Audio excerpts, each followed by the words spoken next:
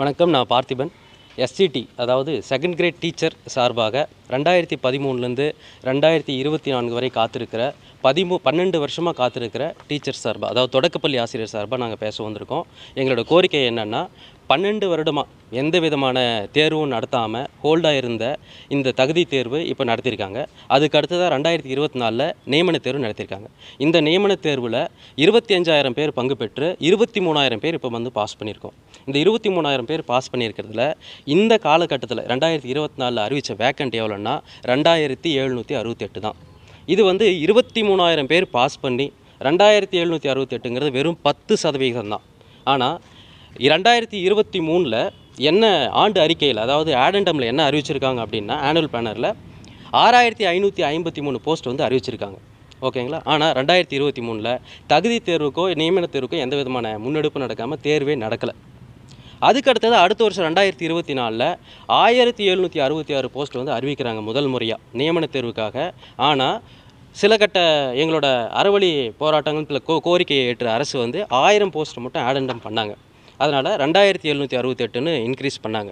ஆனால் முதலமைச்சர் அவர்கள் தமிழ்நாடு சட்டசபை எண் விதி 110 கீழே முதலமைச்சர் என்ன சொன்னாங்க அப்படின்னா, 2026க்குள்ளே நாங்கள் 19,260 போஸ்ட்டை வந்து நாங்கள் கொடுப்போம் அப்படின்னு சொல்லி அனௌன்ஸ் பண்ணியிருக்காங்க. நாங்கள் மிகவும் மனமகிழ்ச்சியோடு இருந்தோம், நம்பிக்கையோடு இருந்தோம், காத்திருந்தோம். சமூக நீதி ஆட்சிக்கு இதுதான் விடியல் அப்படின்னு நாங்கள் வந்து அந்த அந்த அந்த 110 விதியை வந்து நாங்கள் ரொம்ப ஆமோதித்தோம், வரவேற்றோம். ஆனால் இது வந்து எங்களுக்கு பெருத்த ஏமாற்றமாக இருக்குது. 2,768ங்கிறது 10% தேர்ச்சி தான். நாங்கள் 23,000 ஆசிரியர் இருக்கோம். 10 வருஷமாக 12 வருஷமாக காத்திருக்கிற ஆசிரியர்களுக்கு இந்த 2,768ங்கிறது மிகப்பெரிய ஏமாற்றம் தான். இப்போவும் நாங்கள் திராவிட மாடல் அரசு 1.0 அறிவிச்சிருக்கார் முதலமைச்சர். அதை நாங்கள் நம்பினோம், இப்போவும் நம்பிகிட்டே இருக்கோம். திராவிட மாடல் ஆட்சி 2.0 சொல்லியிருக்காரு. இந்த ஆட்சியில் கண்டிப்பாக மேலும் காலிப்பணியிடங்கள் கூடும், 23,500 ஆசிரியர்களின் வாழ்வும் வளம் பெறும் என்று நாங்கள் சொல்லிக்கிறோம். அது மட்டும் இல்லாமல் லாஸ்ட்டாக நடந்த UPSC எக்ஸாமில் இந்தியா லெவலில் 50 தமிழ்நாடு சார்ந்த மாணவர்கள் வந்து வின் பண்ணியிருக்காங்க, தேர்ச்சி அடைந்திருக்காங்க. அது வந்து தமிழ்நாடு முதலமைச்சருக்கு வந்து நன்றி தெரிவிச்சிருக்கோம். அதே போல் தொடக்க கல்வி ஆசிரியர்களை எங்களை வந்து நீங்கள் கன்சிடர் பண்ணி எங்களுக்கான பணியை நீங்கள் வழங்குனீங்கன்னா 50 மட்டும் இல்லாமல் இதே போன்று இன்னும் 500க்கும் மேற்பட்ட மாணவர்களை வந்து UPSC மற்றும் பல்வேறு பணியிடங்களுக்கு உருவாக்கி கொடுக்கக்கூடிய அடிப்படை பொறுப்பு எங்களுக்கு இருக்குது. நாங்கள் கண்டிப்பாக அதுக்கு நாங்கள் ஒத்துழைப்போம். நிதி சுமை அப்படின்னு சொல்கிறாரு, ஒரு விஷயம் சொல்கிறாங்க, நாங்கள் அதை கண்டிப்பாக அக்செப்ட் பண்ணிக்கிறோம். தமிழ்நாட்டில் இருக்கிற அனைவரும் தமிழக அரசுக்கு ஒத்துழைக்க வேண்டும். அந்த விஷயத்தை நாங்கள் வந்து கண்டிப்பாக கட்டாயமாக ஃபாலோ பண்ணுறோம். எனவே நிதி சுமையின் காரணமாக பள்ளிக்கல்வித்துறை அமைச்சர், மாண்புமிகு பள்ளிக்கல்வித்துறை அமைச்சர் தெரிவிக்கிறாரு, நாங்கள் வந்து தொகுப்பூதியத்தில் கூட பணி செய்ய தயாராக இருக்கிறோம். இப்போது பகுதி நேர ஆசிரியர்களுக்கு 12,000 ரூபா தரோம்.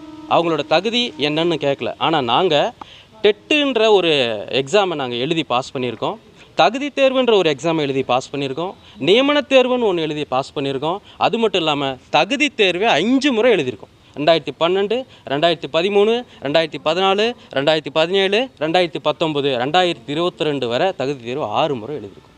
இந்த 6 முறை எழுதி இந்த வேக்கண்ட்டுங்கிறது ரொம்ப ரொம்ப குறைவு.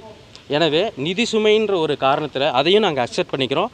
அரசோடு ஒன்றிணைந்து செயல்பட நாங்கள் தயாராக இருக்கிறோம். தொகுப்பூதியத்திலும் பணி வழங்க வேண்டும் என்றும், மீதமுள்ள இந்த இப்போ ஒருவேளை இந்த காலி பணியிடங்களை உயர்த்தினா, ஒரு 10,000 12,000 உயர்த்தினா, மீதி உள்ள ஆசிரியர்களுக்கு பணி நியமனம் வழங்கின பின்னாடி தான் நீங்கள் மறுதேர்வு வைக்கணும்னு தமிழக அரசை தாழ்மையோடு தொடக்கப்பள்ளி ஆசிரியர்கள் சார்பாக வந்து நான் கேட்டுக்கிறேன். நன்றி. தேர்வாகாத பட்சத்தில் பொருளாதார ரீதியாக நீங்கள் இந்த மாதிரி பொருளாதார ரீதியாக நாங்கள் இப்போ முக்கியமான விஷயம் என்னென்னு பார்த்தீங்கன்னா, நாங்கள் இந்த 2012 தேர்வு எழுதும் போது 30 வயசு இருக்கும். இன்றைக்கி எங்களோட வயசு என்னன்னு நீங்களே கால்குலேட் பண்ணுங்கள், 45.